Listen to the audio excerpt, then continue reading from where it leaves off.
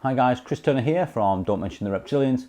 This is just another quick update. Unfortunately, I still haven't received the distribution date for the DVD, the release date, but it's due anytime soon. I know I've been saying that for a long time, so apologies again for that. But again, I'm just like you guys now waiting for the release date on that.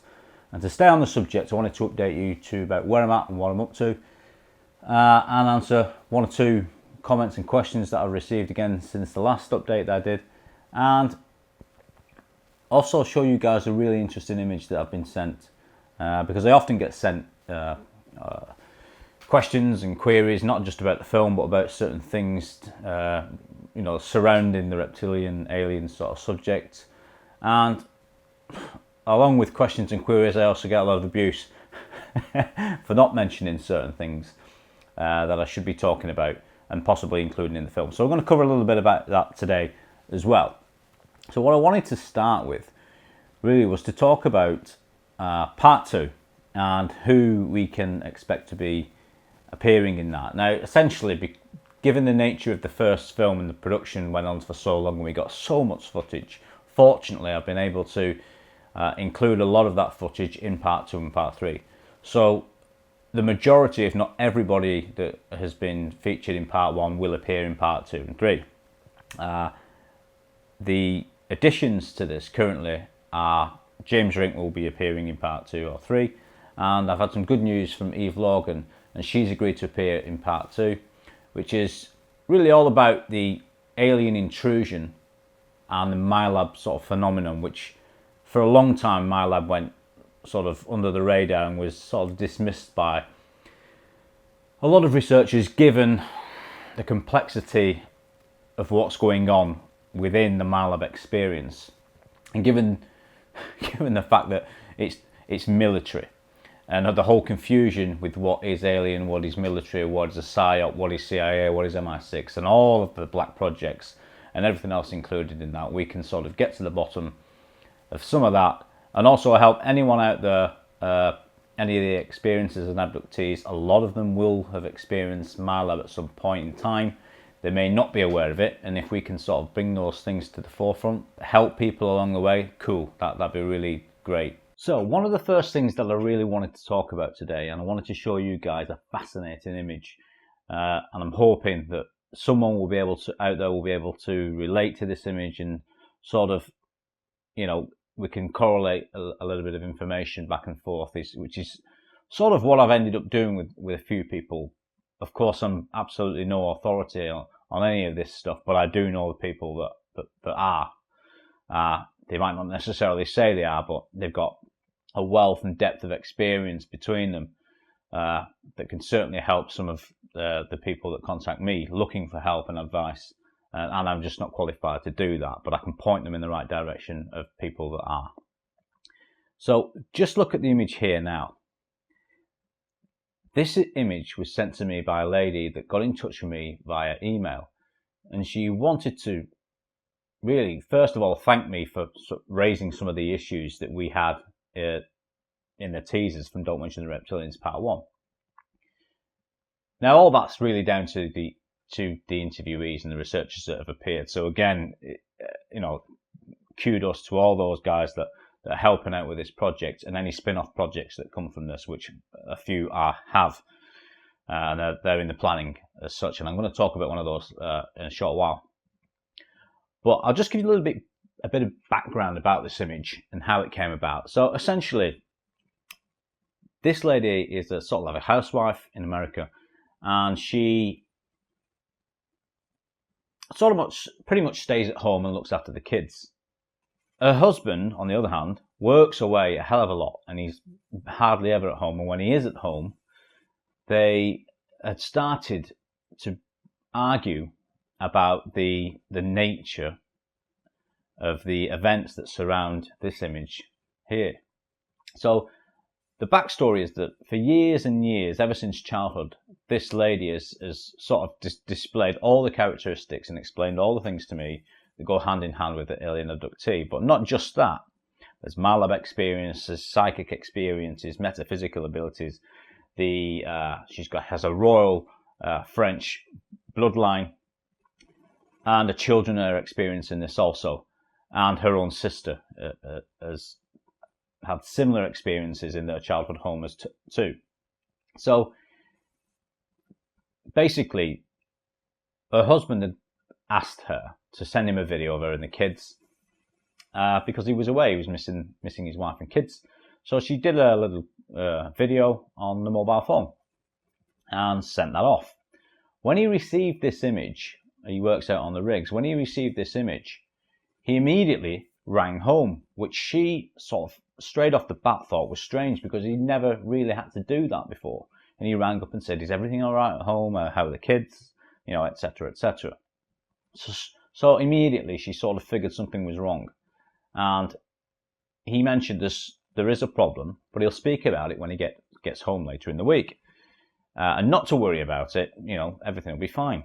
So about a week later, he arrives home, and one of the first questions is, "What is the issue? Can I have a look at what it is that you're talking about?"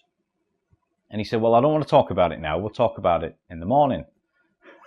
So you can imagine, this lady has spent the last week worrying about what's in the image and in the video that she had sent, and she now has to wait another night. So anyway, needless to say, 24 hours of tossing and turning in bed. The following day, he shows her a sample of video and the clip that he had managed to capture this entity.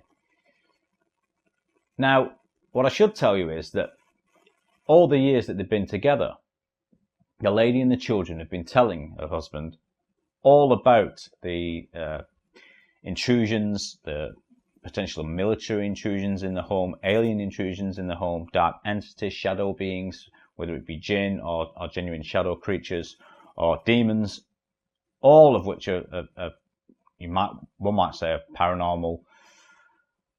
He just didn't want to hear it, and whether that is, I mean, that's kind of a normal reaction. Sometimes we forget that because we sort of immerse ourselves in these deep, dark subjects, and very interesting ones of too, that we kind of take it for granted that the minute we hear something that stinks of government or military or alien or any sort of subject that falls within the alternative truth movement scene, whatever. Again, that's another name another thing that's changing all along the way. The name that we should what do we call this movement? The truth movement, the alternative media? I don't know. Probably truth seekers is a good one, but it's been that sort of infested with disinformation agents that even that now is starting to sound wrong. But anyway, back to the story. So this guy really just couldn't take this on board, and even despite the children mentioning very similar stories to him, her sister was mentioning stories to him and experiences, because perhaps he never witnessed it or felt any of this with his own eyes, which is often very deliberate about the entities, he just couldn't take it on board. She hoped that seeing this image, that would put a stop to it and sort of get him on board, and they can sort of move forward with this. Because every time he was coming home in the past, the week that he'd spent home, she would be recounting the experiences and trauma that the family were going through whilst he was away. And it just turned into a row. Every time he came home, there's another experience to talk about. So you can understand that this has been, a very difficult time for all the family, and continues to be so right now. However, of late, they've been having a better time of it, and that's down really to the lady sort of investigating with her sister, investigating what's going on and looking within themselves to sort of try and find a solution internally within themselves to this problem. Now, a lot of people might say, and have said, that this looks like attachments, but again, it could be a number of things, and probably is a number of things, which is often the case. It's never usually one group of entities, people, groups causing these and intrusions and this trauma. So she's fortunate enough with her sister and some of the kids that have psychic ability, healing ability, and other metaphysical abilities that show themselves in given situations. So she's been able to using as well like things like orgone and crystals to sort of oust these dark malevolent forces where possible. Now, what I should say as well is that, like many other abductees, obviously they're all individuals and not every case is the same, but there are common threads throughout these experiences. She and the kids have had experiences and often relationships with owls. The owls around the property, owls in dreams, owls almost even communicating. Now, a lot of people put the owls, you know, if you read alien abduction literature, you'll be probably aware about the owls' involvement, and many people put it down to Zetas, but that's not just the only race that use and can often mutate into these things. So it's just an interesting correlation. And she's also sent me another image. Now, this image is not as easy to see, but she told me the story that they were in the house and they heard what sounded like sort of like industrial noise, loud bangs, and that and immediately she knew that there was something in the clouds. So she took this picture, and if we just do an adjustment here on the contrast, you can sort of see that there does appear to be something in the clouds, but again, it was more of a feeling and not something she could see with, you know, with her five senses. It was more of an internal sort of feeling that she had. And this is only one of the abilities that she has. Like many other abductees will get a feeling to take a photo or take a video, etc., etc. So I just thought you guys might find that really interesting. And it isn't, what I should say at this point is, much like the reptilian film, it isn't all negative experiences either. She was also told me about some very positive experiences where she's been astrally taken on the ship and interacted with light beings, light orbs. And, you know, they have, obviously the question is telepathically, she's asking what is this, why me, what's happening to me? And they were sort of given the impression that she is part of this sort of global mission, if you like, to awaken humanity. And I know that's a very common thread, and we know that line is an old one in some cases, and it's often something that many of the races say on when they're laying false memories, etc., etc., just trying to hide the way and hide what's going on. But in this case, what they did say to us is that humanity is living under a veil, and if you like, we can give you a glimpse under the veil, just so that you believe us. You know, it's sort of compounding the sort of experience, if you like. So, of course, she wanted to see. She was a little worried, but she wanted to see behind the veil. And when they lifted the veil for her for a very short period of time, she was expecting to see entities like the one I showed you earlier. And she did, and shadow entities, etc. But that wasn't what frightened her. What she saw was this, and this is something that I've heard of in my lab somewhere along my research, and I cannot for the life of me remember. So if you guys have come across this description, let me know. And what she describes is this. She says that she saw what looked like floating cameras. When she's able to see beyond the five senses, she tells a tale of floating cameras that seem to be all around the room. And it's interesting that she called them cameras, because she said that there can't really be any mistake. I mean, she could be wrong, but it looked like tech. It wasn't organic, it wasn't an entity. But of course, she's only guessing, she can only go with gut feeling at this point. But I've heard that somewhere before about the invisible floating spy cameras. And yes, it sounds bizarre, but I have heard that somewhere before, and it would be interesting to find out if any of you guys have heard that or even experienced that, because I know a lot of experiences are watching my stuff.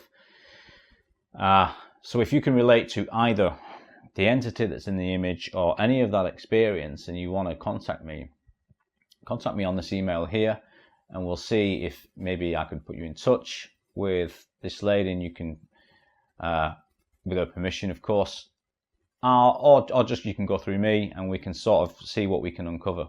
So the next thing I really wanted to talk about was, I've just done a recent interview, and I was asked that throughout the making of this film, or this series of films,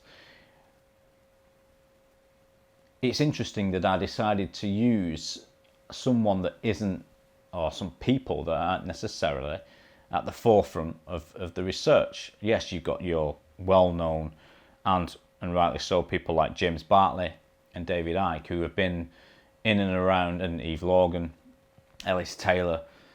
In fact, the majority of them, in fact. But there are new guys on the block. And that's exactly the reason that I included some new people. And even that process in itself, I've always said I'm going to let the information guide the way the film goes, which is exactly what I'm doing. But I'm also letting the information guide me to people. I'm not going to the obvious sources. There are a few obvious choices that people are asking me to go to that, for whatever reason, I haven't gone there yet. I'm not saying that I won't go there, but I may. So, in particular, they were interested in Richard Bruce, and they really wanted to know that what was it in particular that drew my attention to Richard Bruce. And what it was obviously anyone that interested in the shapeshifting phenomenon. A lot of us are still really unclear, and a lot of people are still on the fence with it about the very nature of it, and that's totally understandable because there's very little research. I say research, of course a lot of research has gone into it, but the mechanics of the phenomenon itself are very complex. And I've said before that there are numerous reasons for this and numerous ways that it can show itself. And it's interesting now that Richard, if you pop over to Richard Bruce's channel, you'll see him looking at demonic indwellings or alien indwellings, or both in fact. And for years now he's been saying that this phenomenon can be captured by video.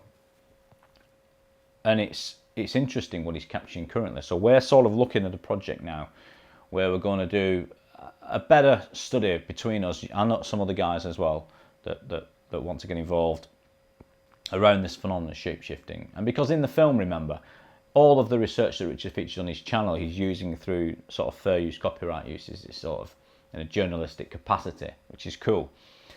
I can't get away with that with a commercial project like Don't Mention the Reptilians. There's just no way that's ever going to be allowed. So we're looking at filming our own stuff using various cameras at various frame rates, at various shutter speeds, at various lights, and looking at that to sort of rule out things like the obvious things that stand out when you might see phenomena or look like artifacts, like noise, for example, especially particularly in low light situations. But he's capturing some really interesting stuff. And I also told the guys, which they weren't aware of, about Richard's experience with the spy orbs and police harassment. Because whilst there are a few guys doing shapeshifting videos similar to Richard's, there's a lot of garbage out there, idiots just doing After Effects stuff. And it's just getting really old. The source videos are out there. And it's really a quick comparison. It isn't there in the source video, but yet on your clip it seems to be on there. It's not a rocket science to work this out, and I'm really getting a bit cheesed off with it.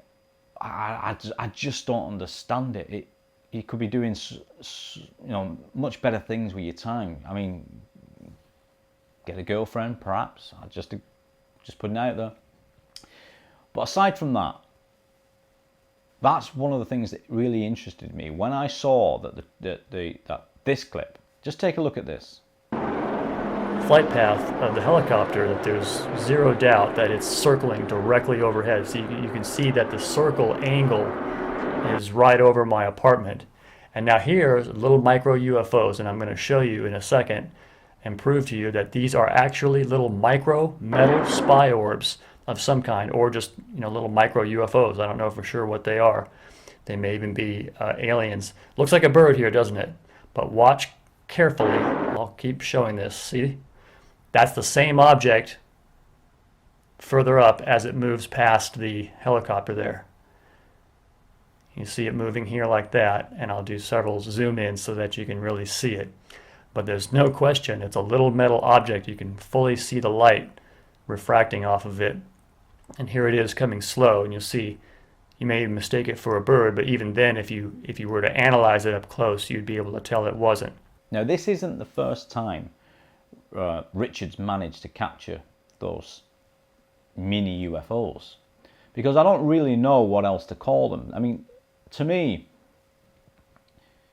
they do look, like Richard said, like mini spy orbs, and it also looks like tech too. It looks like something that potentially could be being tested or used by military black projects, and even even potentially in the police, just on a very high up level. We just don't know. What I do know is that it's very interesting, and it's interesting that he should be able to capture these as well. So anyone out there that's watching this that's captured something similar. Now, I know there are old videos that show orb-like things flying around various types of aircraft, but these seem to be different. What's different about them is, well, one, the size is different. These things look to be about a foot, maybe 2 foot in diameter, and metallic. And the ones that I've seen in the past seem to be a hell of a lot bigger. I'm not saying that there's any difference in them. I'm not saying that these things can't sort of morph and change shape and size. I'm just saying that specifically around the police aircraft, or even military aircraft, these orbs seem to be just spying.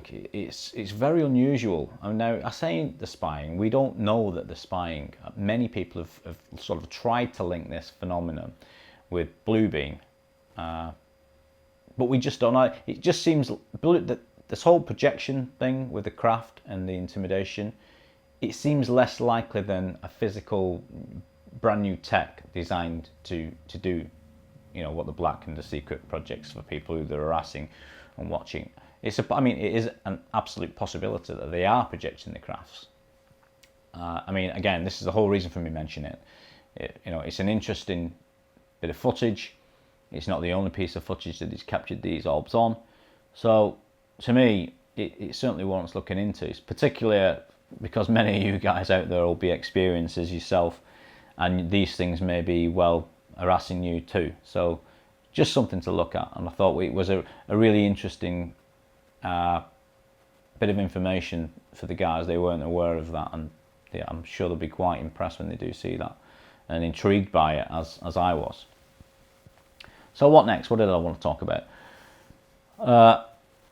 I also wanted to talk about a recent project that I'm working on now. This is a biography sort of documentary on Ellis Taylor. I've just been and spent 3 days in filming constantly for 3 days with Ellis, and we've done some filming previous to that. Any of you that don't know Ellis features in Don't Mention the Reptilians, and you can see clips of Ellis recounting some of his tales and experiences with the reptilians and hybrid reptilians on my channel. And we had a great time. Ellis has got many experiences to talk about, and we shot it's just like wind him up and watch him go with these tales. And often what's great about Ellis is he doesn't know how interesting he is. He's sort of a really down-to-earth, grounded guy, been through some sort of, as many experiences have, been through some sort of traumatic events in his life, but he's managing to come through the other side and share his information with everybody. So that's what I'm working on, as well as part 2 and 3 of Don't Mention the Reptilians. I've got the Stargate project and obviously the Anunnaki project. And the Anunnaki project is another one, isn't it? It's a really interesting sort of project, because that argument has been raging forever and a day about the Anunnaki are the reptilians. We just don't know. What I'm certain of, and a few researchers are saying the same thing, is there has certainly been some interaction between these two races. Now, I say two.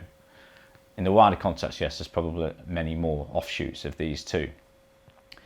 But it's interesting when you put the information together and look at it.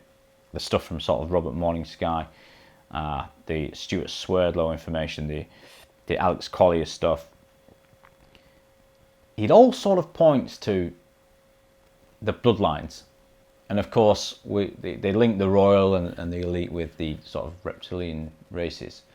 But I believe there's more to that. Certainly with the whole Enlil and Enki sort of story, and you can tie that into Credo Mutwa's information as well. There's just more to it that we are not necessarily seeing at this moment in time. And it's interesting that Zachariah Sitchin made comment to David Icke about that. When I spoke to David, he told me an interesting story that Zachariah had sort of warned him off mentioning the reptilians in the same context, and that could be for a number of reasons. That could be because it is wrong, and it's in his research, which spanned decades, that he just didn't find that connection. It could be that he'd been warned. I mean, these guys are only only human, and any sort of one that's warned to stay away from a subject could well be doing it for his own family, for his own life, and he could be warning new investigators for the same reason. We just don't know. David Icke certainly didn't feel it was that. He thought it was sort of a deliberate thing, but who knows? We just don't know. It's an interesting angle to look at, and I know many researchers are linking these two together. That perhaps there's been some sort of communion with the two, and sort of an alliance has formed. Because when you think about it, if those stories are true about the Anunnaki and the reptilians manipulating human DNA, however long ago that was, and on how many occasions that happened, and is still happening now, of course, as James Bartley says, DNA is the currency of the universe. This is a frequency war. So there must have been alliances formed like that. And with the many researchers talk about the two bloodlines, and we know that we carry reptilian DNA, but we also carry the DNA of multiple alien races. Stay clear of mainstream research on this, but even elements of that are touching on it now. This whole junk DNA. There's just that's not fooling anybody really. That's looked into this. So yeah, So I thought you guys might really enjoy and find that interesting. Particularly the image, because it's a really fascinating image. And also for anyone who is looking to be popular down the supermarket and in town, out and about, you can find yourself a Don't Mention the Reptilians t-shirt. They're up on eBay, and you can get one of these sent out to you. You won't get any strange looks. You'll look perfectly fine. No one will think you're crazy. You'll blend in. It'll be cool. So if you guys want one of these, just either drop me an email, or you can find these on eBay now, I think, somewhere. So cool. So thanks for listening to me rambling on again. I do intend to get better at this business, but there you go. Thanks guys. See you later. Bye bye.